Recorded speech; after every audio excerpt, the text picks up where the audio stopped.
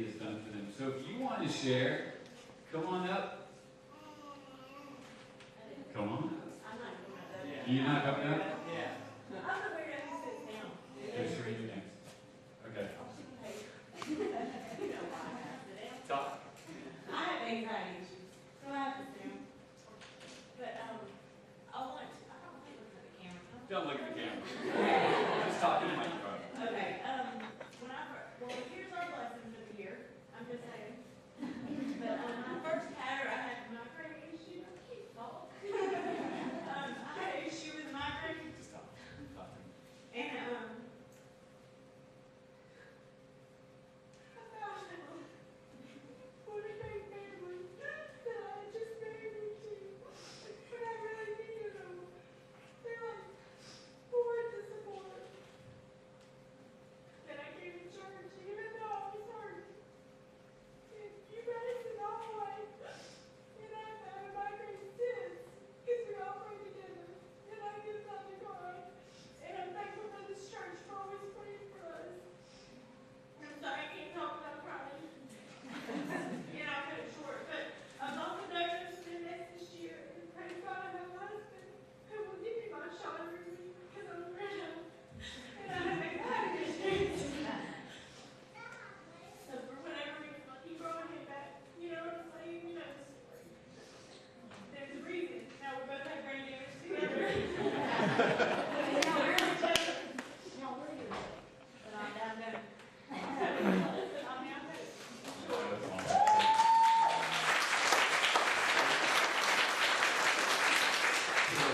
She looked specifically at me and said, "You know I can't come up there. I performed their wedding," and she passed out during the wedding. She just dropped. So we did the rest of the wedding with her sitting in a chair, and it was fabulous. But it is amazing how God's taking care of it. It's awesome. Shereen.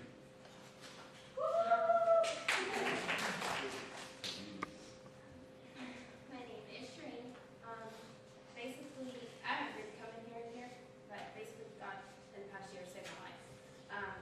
A year ago today, I was in a really bad place and just not cool. Coming here not only has made my relationship with Aiden stronger, made him stronger. He's so much better. He's such a better child. It brought me back my best friend. I guess I can technically say it brought me the most amazing man because I met him here. And it's just, God saved my life coming here, meeting all the people here, and having the love and support. My family's not here. My dad has been passed away for a year and a half. My mom lives in Tennessee. My brother's in Marietta. So this is my family, y'all are all I got. Kim's crying. And just knowing that coming here every Sunday, I have support and love from people. If I need anything, I have so many people that will be there for me. And Aiden is just the best thing in the world. Coming in and having my kid take off from me to go run 20 different people is the most amazing feeling ever. And yeah, so God saved my life.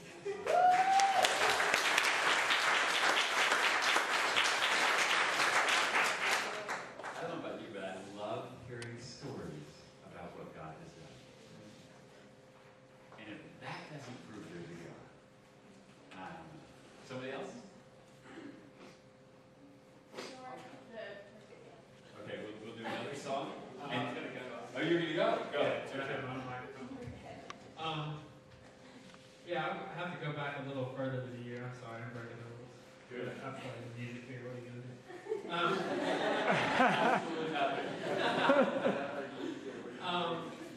A little more than a year ago, I was in a weird place in my life as far as our relationship with God. I didn't have one. Just a little bit to background information. I was like Brooks. I didn't grow up in church or anything. I found God about middle school age. And was sold out for him soon after that. And about a year and a half ago, me and Nicole found out we were pregnant and was so excited. And about that time, I was in a weird place in my life, like where I would still say that I was saved, but I believe, that I believe in Jesus, that I trusted Him for my salvation, but I didn't know if God existed, if that makes any sense. I was questioning Him a lot, like, is He even there? I was playing every Sunday in the chapel and not meaning anything that I was playing. I was just playing it musically, going with the motions, singing songs that didn't even really mean. And anyway, we found out we were pregnant, and I was so happy. It was like, this is right after I had also lost a job, and I found out within a week of each other that I got a new job and that we were pregnant, and I was like on top of the world, thinking like, this is awesome. My life is coming together finally again, and we're going to be in a good place financially, and my family's going to go the plan that I kind of want. And that same week, Nicole's having issues, and we found out we lost the baby.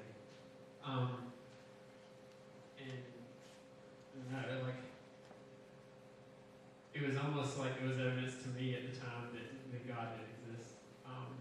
When I first found out the news. But then, like, through just conversations with Nicole, my wife,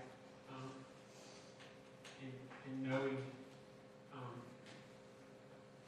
that no matter what people at church, like a good many people said that God has a plan in it. I don't necessarily believe that. I believe that we lost the baby because of circumstances that maybe God put it in place, but He didn't want that for us. He didn't take the baby from us for a higher purpose. But in spite of that, He was there with us. That whole time, He was crying with us when we cried. He was with us when we called out to Him why. And shortly after that, I was just praying that God would change my life to reflect my newfound faith in Him. Within a couple of months, we found out we were pregnant again, and that Brooks was doing this experiment out in PTC with building a church. And me and Nicole prayed about it a lot and talked about it, and we don't live anywhere near here. We live out in McDonald. We actually passed the main campus to get here. But I felt like I needed, and I think I shared this with all y'all, that I wanted that accountability, that being in a leadership position, what comes with that. And so I told Brooks, I met with him, and I was like, I want to be the face of worship out there. I want to take charge of running worship for you. He was super stoked. And it's just, the last year has just been amazing. We have a healthy baby boy now, and our marriage is strong, and financially we're not in the best place or whatever, but we're relying on God, and He's taking care of us. I'm not worried. If I lost my job tomorrow, I wouldn't be concerned if you're going through that hard time, and God showed us a lot through that. But a huge part of it was being here and leading worship for y'all, and I just thank y'all for worshiping with me, for just sharing that experience and helping me through that time that y'all didn't even know about, really. And I'm like Brooks, I'm very cynical at heart, so it's a daily struggle to believe in God to me. I know that seems weird for a worship leader to come out and say in church, but it is. Like, some days I wake up and I don't know, and I have faith only because Jesus gives me faith. I have belief only because God gives me belief. And I thank Him for that, and I thank y'all for that, because without believers around me, I would definitely not believe. Thanks.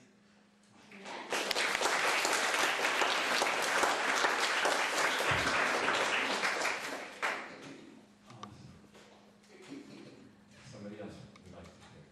And by the way, some of you were brought up old school Baptist. You were for the next hour. Just one more.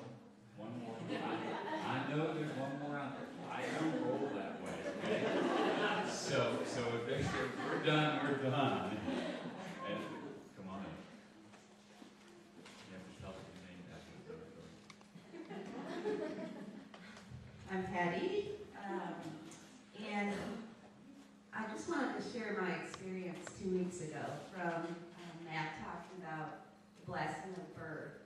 I wanted to share my experience, if I can do it, about death and how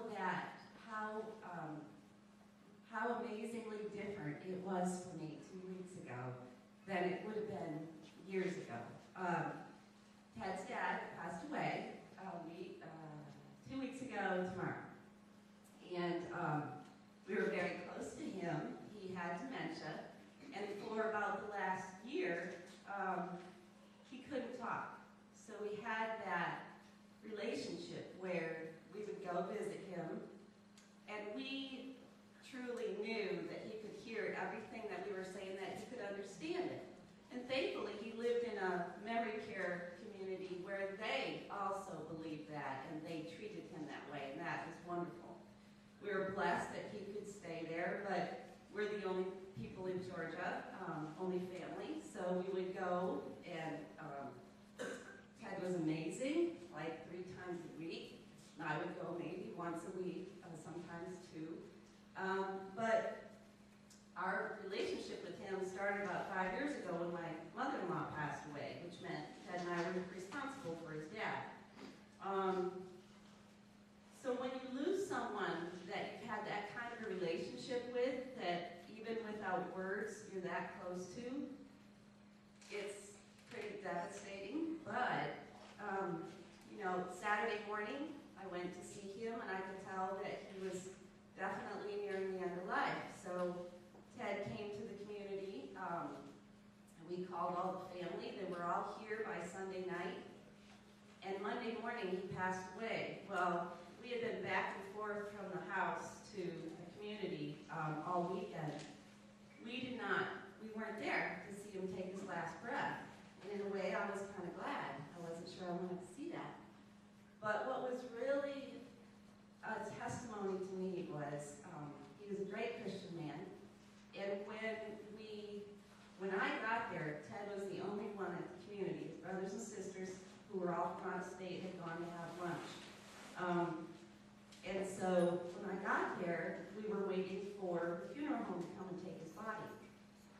And it was just Ted, and I walked into the room seeing him for the first time without a soul. And it was just amazing to me to see his body. Neither one of us cried, because that wasn't him anymore. His soul was up in heaven. We were just at peace.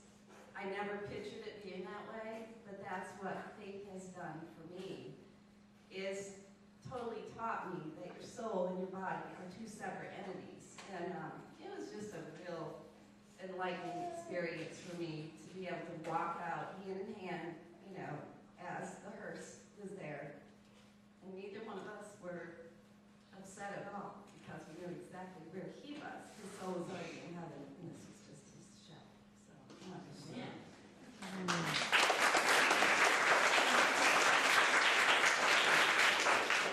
We have cried several times too. And I was able to be a part of the memorial service where it was really just family.